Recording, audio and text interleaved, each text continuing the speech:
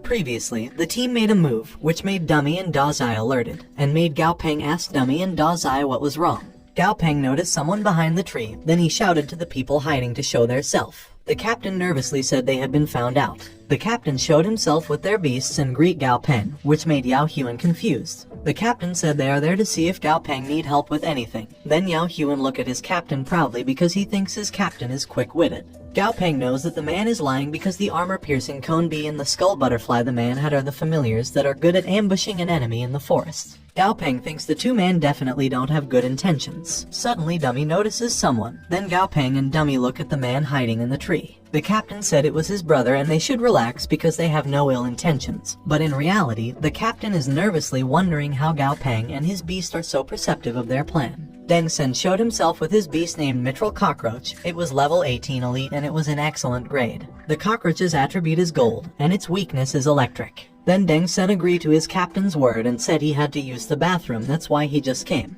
Gao Peng looked at the mithril cockroach data and thinks it was a rare type of variant, and luckily Dazai can counter it so there's nothing to be afraid of. Then Gao Peng said he don't think he need help, especially if it was that kind of help. The captain responded that since Gao Peng doesn't like them impeding, they should forget about it. Then the captain walk away, which made Yao Huan shocked. Yao Huan walks toward his captain and asks if they are really leaving. The captain responded that with their exposure one after another, they already lost the element of surprise, and if they fail, they just make a new enemy for nothing. The captain also said to be able to raise 3 familiars at the same time at such a young age means that Gao Peng either has the money or the skills to do so. Either way, it means that they shouldn't mess with Gao Peng, and the captain said to make things worse, the black-robed familiar of Gao Peng is giving off an aura that makes Tudu rather uncomfortable, and Tudu's intuition has saved him many times. The captain turned to walk away properly while saying in this dog-eat-dog world, who knows what kind of familiars they meet that could easily take their lives, and he said they will go back once Gao Peng leaves to see if they can find anything there later. Yao Huan said he understand while still looking at Gao Peng.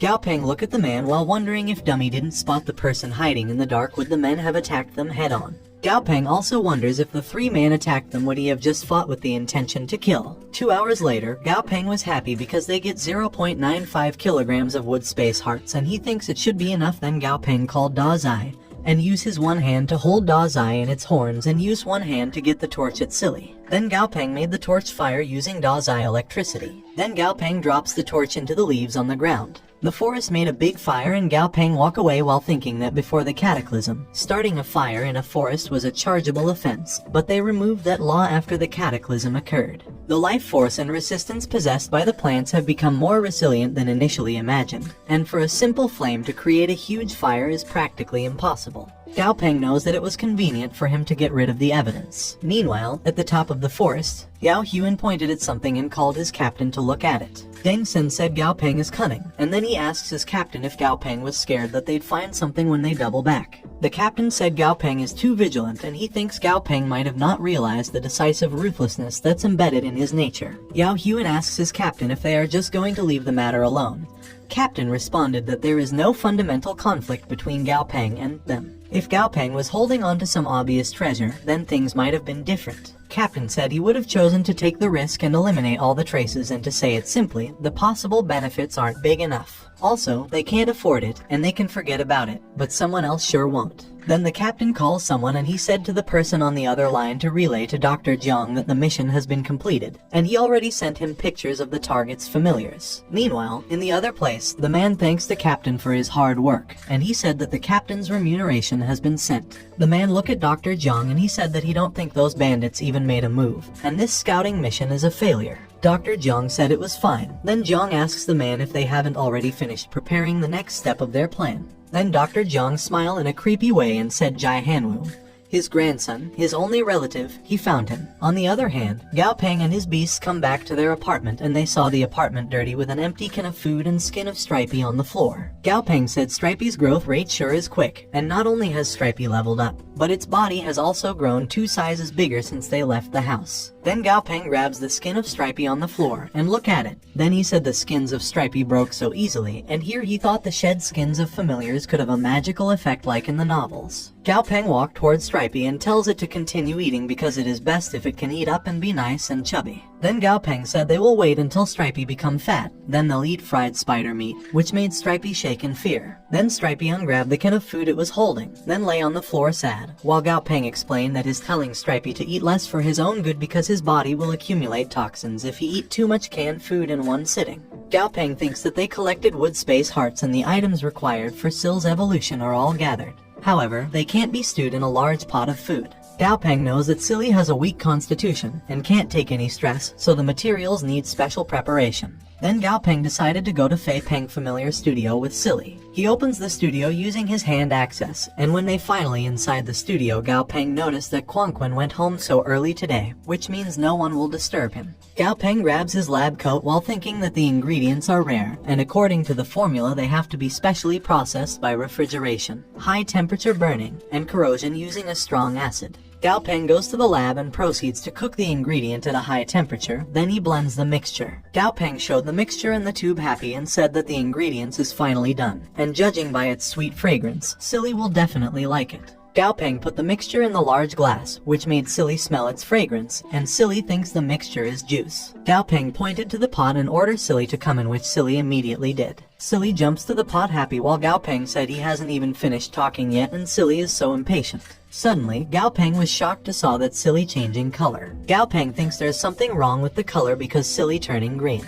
Gao Peng realizes that Silly's favorite place is on top of his head, and he suddenly feels that it's the wrong decision to choose the wood spirit jellyfish evolution path. Gao Peng looks at happy Silly and shouts for help because he doesn't like fluorescent green jellyfish. Gao Peng also realizes the materials needed for the evolution to epic grade are way too rare. Then he angrily wonders what the space attribute materials called magical space sand, and it looks like the highest grade Silly can reach is the perfect grade for now. Silly's monster's name changed to Wooden Spirit Jellyfish. It was level 6 normal and it has perfect grade. Silly's new attributes are space, wood, and wind. Its condition is healthy and happy. Also, Silly's weaknesses are electricity and ice. Gao Peng said with Silly's evolution, his soul strength has increased considerably and is probably still far away from being able to make a contract with Dummy. But as long as he put in the effort, Gao Peng knows that it'll probably only take a couple of days. Suddenly Gao Peng feels Silly's eyes behind him. Then Silly tried to sit on his head, but Gao Peng tried to push Silly away. Still, Silly happily succeeded to sit on the top of sad Gao Peng head. Suddenly Gao Peng phone rang, and when you look at it, he saw it was the construction company that Tang Tang introduced to him a few days ago. Gao Peng wondered why Manager Lai called him so late when the details of the workflow had already been finalized. Gao Peng answered the call, then Manager Lai asks if he have a minute because they encountered some problems while cleaning the villa and they need Gao Peng to personally come to take a look. Gao Peng asks what's the problem. Manager Lai responded that they found some variant plants inside the villa that impede their development work, and if they do not get rid of the variant plants, it will be impossible for them to continue with their repair work. However, if they remove the plants, they would need to remove parts of the building, which is why they hope that Gao Peng can come and take a look. Gao Peng agreed. Then Manager Lai said it was great because all of the workers are waiting for him on site, so he need to hurry. Gao Peng noticed something and asked Manager Lai to wait. Then Gao Peng asks if Manager Lai said all the workers are waiting for him on site right now. Then he asks if he really has such honor that many masters are working overtime for him without any extra pay. Meanwhile, Manager Lai, who is currently being hostage, responded that is a matter within their own organization. Then he asked Gao Peng to just hurry up. Gao Peng agreed and said he'll be there later. Then the man who was holding Manager Lai's phone ended the call. Dr. Zhang patted Manager Lai's head and said Manager Lai did a good job and his son will be having roast chicken tonight. On the other hand, Gao Peng was looking at his phone and said Manager Lai's words are very suspicious and he can't contact Tang Tang. Gao Peng decided to bring Dummy and Da Zai as a precaution. Then Gao Peng ran while calling Silly. Half an hour later, the man asked Dr. Zhang why Gao Peng hasn't arrived yet and he also asked if he thinks Gao Peng noticed that something was wrong. Dr. Zhang responded that the man should be patient and that it was fine if Gao Peng comes a bit late because they still need to meet Jai Hanwu's people. Dr. Zhang also tells the man that he really didn't want to use such violent methods because, after all, they are civilized people. Dr. Zhang said no one in their group would have thought that Jai Hanwu still had a living grandson, and if someone hadn't secretly relayed that to him, all of them would have just thought he had no relatives left. The man said if news about Jai Hanwu's grandson being alive spreads, it's a given that a lot of people will move back into the dark to try and get rid of that threat. Dr. Zhang looks at his wine and shakes it while saying, after all, Jai Hanwu doesn't have any family. Jai Hanwoo certainly grows old, but his grandson, on the other hand, is still very young, and Dr. Jiang said, as the saying goes, wealth moveth the heart of a man. Then he said the Southern Sky Group is now a huge organization with different forces populating the higher-ups and everyone having their own motives and ideas. The man was shocked and asked Dr. Jiang if he mean that they have to kill Gao Peng. Then the man also asks why don't they just kill Gao Peng, and why waste time on such superfluous actions. Dr. Jiang threw his wine and said Jai Hanwoo spent so much effort to protect and hide his grandson, so he must pay a lot of attention to ensure his safety. There are surely people protecting Gao Peng secretly, and if they move in right away, an accident is very likely. It'd be extremely problematic if they alerted Jai Hanwoo. Also, Dr. Jiang asked the man who said that he wanted to kill Gao Peng. He only want to use him as leverage over Jai Hanwoo for negotiation. Dr. Jiang throws his glass wine and looks at the man. Then he asks him if he actually thinks they have the prerequisites to fight for control over the Southern Sky Group. The glass wine broke into the ground, and Dr. Jiang said if they killed Jai Hanwoo's grandson, they had to face the wrath of Jin Hanwoo, and ultimately, the only benefactors would be those who have the prerequisites and capabilities to compete for the spot. Dr. Jiang also said the research unit he's in isn't among the top in the Southern Sky Group, and there are at least 30 people who are on the same level as him. Moreover, apart from research units, there are still a few major security units, and even if the only heir of the Southern Sky Group were to pass away, the position is too far away from him. Dr. Jiang smiled and said why should he dirty his hands when he can benefit more by muddying the water, because, after all, it wouldn't be wrong to consider Gao Peng as the prince who would inherit the throne one day. Even though they're on opposite sides right now, their world's definition of a friend and enemy is never that simple. They just need to wait till he gets his benefits and expands his laboratory tonight. Then he knows Gao Peng can't refuse his capitulation in the future. Dr. Jiang checked the time and said it was about time and Jai Hanwoo's people should be there. Then he asks the man to help him keep an eye on Manager Lai, which made Manager Lai shake in fear and said Dr. Jiang shouldn't hurt him. Dr. Jiang showed his butterfly beast while asking Manager Lai not to be nervous because he's a respectable researcher, and not the same as those hooligans. Then Dr. Jiang's butterfly beast flies toward Manager Lai, and then the butterfly sprinkles dust on Manager Lai, which made Manager Lai collapse to the ground. Dr. Jiang looked at Manager Lai sleeping and said Manager Lai should rest for a while because he can't have him meddling in the following matters. Dr. Jiang also said it's a pity that there'll be one less person to witness his success tonight. Suddenly something fly into the sky fast.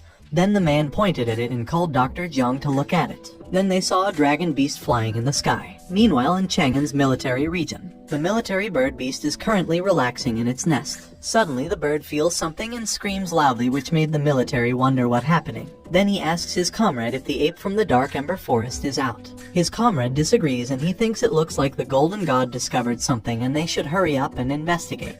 The chief arrives and tells the military that there's no need to investigate because that person from the Southern Sky Group is there in Chang'an. The chief said there was no need to worry and he just need to sound the alert as usual, which the military immediately followed. The chief looked at their bird beast and said a storm is coming. On the other hand, Jai Hanwoo and his beast arrive in front of Dr. Jiang, which made Jiang said he has Gao Peng in stuttered words. Jai Hanwoo warned Dr. Jiang to think clearly before speaking. Dr. Jiang looked at his people that were dead on the ground, and he explained that what he said just now was nonsense, and he spewed due to nervousness. Then Jiang begs Jai Hanwoo to give him a chance to speak. Jai Hanwoo asked him who told him about Gao Peng. Dr. Jiang responded that Jai Hanwoo shouldn't be hasty because he didn't let anyone know about Gao Peng. However, he has set up a program, and as long as he doesn't decode the program on time, the program will send news about Gao Peng to the mobile devices of every employee in the Southern Sky Group. Jai Hanwoo tells Jiang to forget it because everyone has their own will, so he won't force him to tell. Then Jai Hanwoo starts to walk away, but Dr. Jiang shouts that he'll tell him, and he said it was Secretary Liu. Then he explained that he only wanted more funds and he never thought about hurting Gao Peng. As long as there are enough funds, he will certainly bring immense benefits to the Southern Sky Group.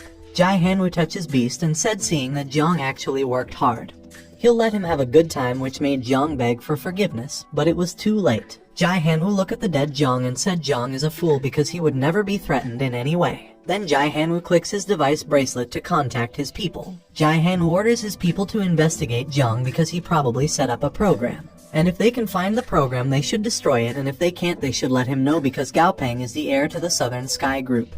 And that is an unchangeable truth. In the worst case scenario, Jai Hanwoo will simply need to announce that to the public earlier. The man in the other line said he understood and then hang up. Suddenly Tang Tang arrives while Jai Hanwoo was looking at the place. Jin Hanwoo looks at Tang Tang and thanks her for her hard work. Jai Hanwoo tells her that when he just returned from overseas, he couldn't fully control the group because the group was in a state of chaos, and the death of Gao Peng's parents overshadowed news about Gao Peng. Jai Hanwoo said he could only send his people to find any remaining clues so that Gao Peng could grow up in peace. Although the forces within the group has gradually stabilized, there was no need to rush bringing Gao Peng over, and the sort of free-roaming grooming method can better train a person's willpower. Also, Gao Peng's talent has far exceeded his expectations. Jai Hanwoo patted his beast and said he have some business to attend to, so he'll leave the cleanup to her, which made her shocked. Tang Tang asks his teacher Jai Hanwoo if he isn't going to visit Gao Peng tonight. Jai Hanwoo looked at her and said they should wait for a more suitable opportunity. Also, for Gao Peng, a rock-solid heart and soul are so much more precious than any obtainable object. Then Jin Hanwoo left, leaving a message that Gao Peng should show him how much he can grow. Meanwhile, Gao Peng and his beasts arrived at the place, but they didn't see anyone. Gao Peng wondered where his manager Lai and the workers. Also, he couldn't get in touch with manager Lai since just now, and he worried that something wrong happened. Gao Peng noticed the mark in the ground and said no matter how he looks at the mark, it doesn't look like a trace left behind from renovation, and he thinks it looks like a claw mark. Suddenly someone said seems like she underestimated Gao Peng's growth, which made Gao Peng shocked and turned around, and he saw it was Tang Tang. Gao Peng sighed and said it was just her, and no wonder Silly didn't alert him, which made her feel a bit of disgust and dismissal because of Gao Peng's expression. Tang Tang lectured Gao Peng that in their current situation, he shouldn't let his guard down so easily because he can't confirm if she was an enemy or not. Gao Peng responded that if he have to be suspicious of her too, then there wouldn't be anyone he can trust in their world because ever since he became an orphan. But before Gao Peng can finish his word, Tang Tang interrupted him and said Gao Peng is wrong. She explained that Gao Peng is not an orphan and his grandfather is still alive, which made Gao Peng shocked and asked her if his grandfather is really still alive. She explained that when the cataclysm occurred, his grandfather was stuck on a foreign island. The people who were stuck on the island with his grandfather included several of his grandfather's most trusted aides. The island was already a tropical environment. It was surrounded by ocean, so no one could imagine the difficulties at such a start, and if one were to say that an inland city was a normal difficulty, then the island would be the start of a hell difficulty stage. Also, islands don't have armies. However, the heavens never forsook his grandfather, and his grandfather was lucky later and seized the opportunity. His grandfather relied on his amazing will to survive on the island while continuously training familiars, which made Gao Peng think his grandfather is amazing. Tang Tang also said his grandfather cares about him dearly, so his grandfather entrusted her to look after and protect him. As to why his grandfather never came to see him, his grandfather has his reasons. Gao Peng responded that he knows that it's the whole before heavens entrust a man with great responsibility. He shall be tested kind of thing. Gao Peng said he knows his grandpa's personality. His grandfather must have felt it wasn't safe and thought that it would easier to protect him by keeping him hidden, and his grandpa wants to test him, hoping that he would grow on his own as quickly as possible. Gao Peng looked away and assured Tang Tang she won't have to worry because he understands his grandfather because he is his family, which made Tang Tang feel happy while looking at Gao Peng. Suddenly Gao Peng happily jumps forward to her and asks what his grandfather familiar and what grade is it, and if it is incredibly strong. Tang Tang just responded that he will know the answer in the future, which made Gao Peng sad. On the other hand, his grandfather was looking at them in the sky with his beast. Jai Hanwoo happily said Gao Peng understand him, then he said he'll be waiting for when the time comes. The next day, Gao Peng looks at the people gathered in one place with an ambulance and he wonders what happened. Gao Peng come to take a look and saw one student lying on the medical stretcher. Then he asked his classmate if the student accidentally lose his footing. His classmate responded that it wasn't an accident. The student was beaten up by a monster trainer cadet, and she heard that the two students have always had problems with one another and one of them became a monster trainer cadet. This morning the two students had a verbal spat in front of the school gate, and the monster trainer cadet used his familiar to attack the other student. Because of that the student was almost killed. Gao Peng classmate also said the student who used his familiar to commit the crime used to be bullied in his class because of his weak personality. As for the student who was sent to the hospital, he was one of the students that bullied the attacker student the most. The other students were talking and fighting about their reason for the situation of the bullied attacker and injured bully, while Gao Peng was walking away wondering what the school's and military's stance on the situation and if they removed the training grounds from their school. Meanwhile, at the principal office, the principal was angrily shouting at the military chief that the school prohibits students from carrying sharp tools like knives because the students' age and mentality make the students impulsive, and those familiars are way more dangerous than knives, and continuing training inside the school is unreasonable in terms of safety. Also, it is unfair to the students who do not have familiars. The military calmly tells the principal to calm down because they didn't wish for it to happen too. The principal calmed down and apologized because he lost his cool, and he explained that his words don't concern the others. He was just worried about the safety of the students. The military chief said he understand, then he stand up while explaining that he seriously consider the principal's suggestion, and that he will also relay it to the higher-ups, but he can't guarantee the